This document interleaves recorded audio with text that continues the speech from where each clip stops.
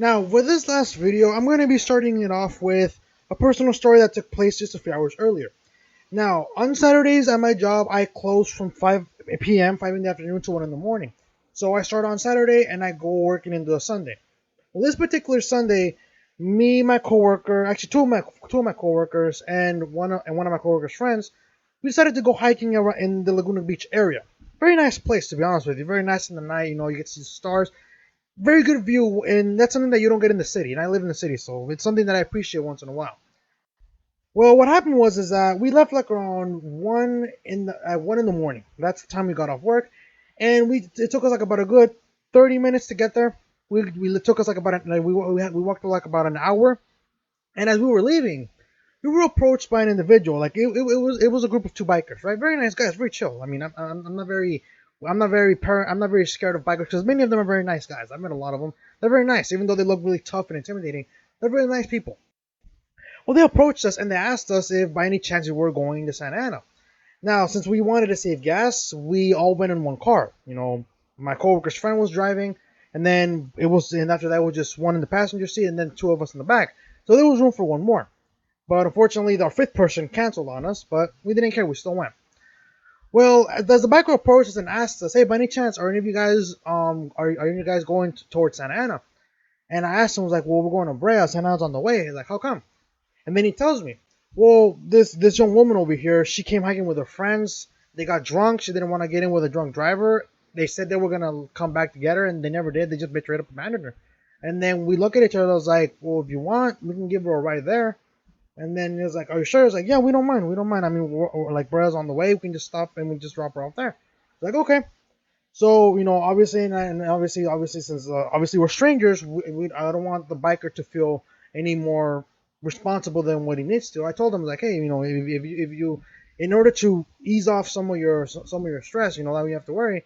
If you want, she can give you can give her a phone number. That way, she can call you to tell you that she's safe. That way, you don't have to feel bad if something does happen.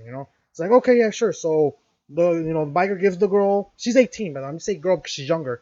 But the biker gives this girl his phone number, his cell phone number. That way she can call him to make sure that that she got home safely, right? And obviously, I would do the same. I do not want to give someone that is literally abandoned, like literally like in like out in the like literally abandoned, like she got left behind. I want to just hand her off to some stranger. You want to make sure that you kind of feel responsible to some degree.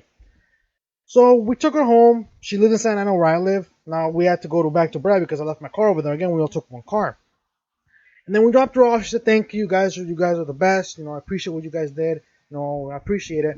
And then her parents, they met us. They were outside, all very worried. And then they said, "Thank you, thank you. You guys are very nice. You guys are like, I don't know what we can do to repay you." And we just told them like, "Don't worry, man. It was no problem. We just did the right thing. It was like, thank you," and then they hugged, and then they just went back into the house. It was very late, to be honest. And she told us that she's literally been there since 11 in the night, 11 p.m. But she was there for like about 2 hours because we stopped hiking like around 2, like what, 11, 12, 1, like literally 4 hours. Shocker, I think. But yeah, she was 4 hours by herself up there in the middle of nowhere. I'm surprised that two guys were nice enough to, keep an eye on her to make sure that she was okay. Well, again, but why am I telling you this story? Is because the message of the story is that people are capable of doing good things just as much as they're capable of doing bad things. Now, the Second Amendment, in my opinion, starting this decade, I think that's one of the good things that have come out of this decade, is that the Second Amendment is becoming stronger rather than weaker. Because with the whole narrative talking about abolish the police, the coronavirus pandemic, even my own governor, Gavin Newsom, said that Californians are responsible for their own safety because the government can't be there to protect them all the time. A lot of Americans are starting to realize that there's people out there who are capable of doing good things and are capable of doing bad things. And the worst part is that many people who are doing bad things tend to be very close. Like this girl, like I said, that the one we took home earlier today, she considered them her friends. Now, after that, what happened? She clearly wasn't going to talk to them anymore. She literally said she's going to cut them off already, like she is. And I'm going to go, wow, this girl, she's 18, and yet she's able to make very, like she's able to make the right decisions, to say the least. But like I said, the reason with this story that I started with is because I want to let you know that there's people that are willing to do the good thing, the right thing, There's those who are willing to do horrible things, and you never know, because the people who tend to do bad things tend to be very close to you.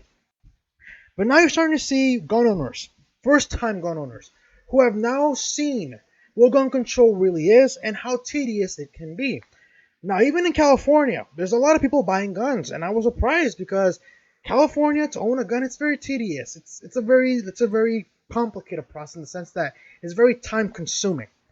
But even in these strict gun control states, they're getting guns.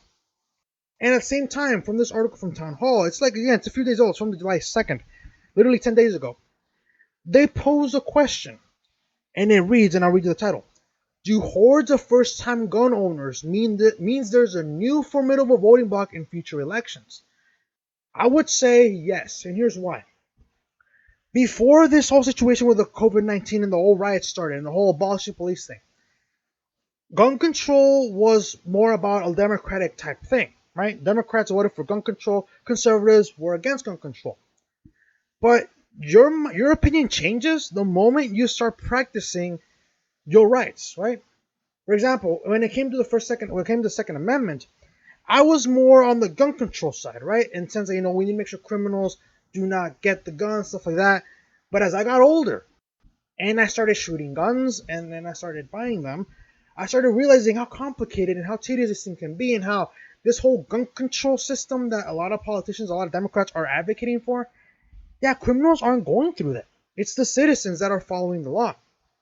So now you're starting to see a bunch of first-time gun owners who have now experienced the tedious manner of gun control policies, and now have to choose between a politician who is going to say, I will defend your rights to own that gun, or vote for the politician who's going to say, I'm going to take away your guns. Now, come 2020, I think many of these liberals who own guns now, who are first-time gun owners, they're going to consider this position on guns to be a deal maker or a deal breaker. Because a lot of these people, a lot of liberals, are now starting to see their cities abolish police officers, defund police departments, and what better way to defend yourself and feel safe than to own a gun yourself, right? If you want something done, if you want something done, do it yourself, right? Well, now come 2020, I'm going to set the stage for you here. Come 2020, right, November, not even November, but let's go to the debates. Joe Biden and Donald Trump, November of 2020. Who's going to win? And they asked him the question, President Trump, what is your stance on the Second Amendment? And then you hear Donald Trump say, well, I'm a firm believer in the Second Amendment. I believe that every American has a right to own a gun. And under my administration, under these next 4 years, I will ensure that my administration gets rid of these unconstitutional gun control laws that are plaguing this country. And then the question goes to Joe Biden. Mr. Biden, what is your stand on the Second Amendment? And then Joe Biden says this. Well, the guns are bad. My administration will make sure that we have gun control because we do not want criminals to, the thing. And I pledged that under my administration, I was going to get Beto. I forgot his name. I think his name's Beto. He pledges that under my administration, he's gonna take away people's guns. And if you don't believe me, ask him. Who do you think the voters are gonna vote for when they hear those responses? I guarantee you, even liberals who own guns are gonna look at Joe Biden and was like, yeah, no thanks, man. I'd rather keep my guns. I don't like Trump, but if he's gonna defend my right to own a gun, yeah, I'm gonna vote for the guy. And that is why I agree with what Town Hall is asking. Because now these people own guns. Now, in every single election cycle, the Second Amendment is always being brought up. But now you're talking about more people owning guns, more people defending guns for that matter, and you have the choice. Vote for the guy you do not like, but he will defend your right to own that gun, or vote for the guy you do like, but he's going to take away your guns. What's your choice? But a little bit of this article reads, in the wake of the George Floyd riots and the coronavirus lockdowns, millions are flocking to the gun stores. There's been a breakdown of law and order. Leftist thugs are seizing parts of American cities, Seattle, and the cities have become bastions of criminality and mayhem. Minneapolis has been devastated. New York City was lost to the mob for a few nights. Looting, vandalism, and arson were all hallmark characteristics in many riots that erupted after the officer-involved death of George Floyd in Minneapolis. One thing was certain from this event: the police cannot protect all the time. As a result, there has been a rush to the gun stores. Katie wrote about it yesterday. This is the narrative of the left that has collapsed over the course of these riots. This is why the left doesn't seem to understand that while Donald Trump is playing chess, the left is playing checkers. Even their own actions are compromising their ideas. What was one of the arguments the left would say in regards to Second Amendment? You say, well, you have police officers. Why do you need a gun? You can just call the cops. And then they're saying abolish the police. So what do you think? If I can't call the cops because there's no cops, and there's someone robbing my house, and I can't own a gun, so which is it? Right? I can't own a gun, and now there's no cops to call, so what do? Well, the people are not seeing the nonsense of the left, and now they're saying, okay, like I said, Americans are not that stupid. They're dumb, many of them, but they're not that stupid. And actually, I'm going to rephrase that. Americans, to some degree, they tend to be idiots sometimes. Americans, like every society, has their fair share of idiots. But they're not stupid. There's a difference. Being an idiot and being stupid are completely different. Americans, they don't forget. Trust me, they do remember what you said. Right? They do. And Democrats, a lot of these Democrats who were saying, well, you have cops, you don't need guns, now they're realizing, well, since we don't have cops, now it's time to get a gun. That's their logic. Right? Their logic was, you don't need guns because we have cops. So what happens if the cops are gone? Well, the logical thing is to go get a gun. And there comes 2020, November. Americans are going to have a choice. Conservatives are already going to vote for Trump, at least the ones who are supporters of free speech and the Second Amendment. But then they're going to have these voters, many who are liberals, many who are Democrats, who are now first-time gun owners, have now experienced what gun control laws really are and who they really affect. And then they have a choice. Vote for the orange man that they do not like, but is willing to defend the Second Amendment, or vote for the creepy uncle who is going to take away your guns and doesn't even seem to know where he is half the time. Actually, not half the time. Most of the time.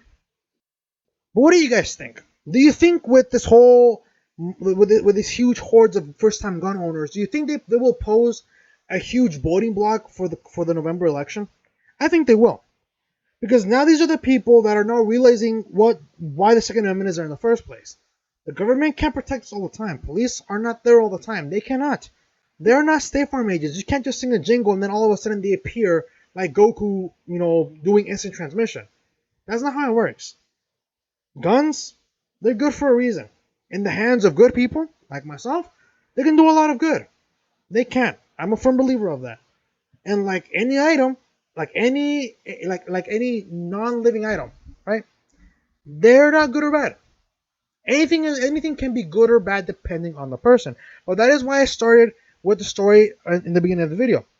A lot of these first-time gun owners are starting to realize that there's people who want to do good and there's people who want to do bad. And the worst part is, they don't know who are those people. They don't know if their neighbor is a good person or is a bad person. They don't know if their own relatives are willing to do them harm or they're good people. So how do you feel safe? You own a gun. It's accessible. It's quick to find. And they feel safer that way. But I don't know. I could be wrong. Like I said, I'm not Jesus Christ. I am not a fortune teller.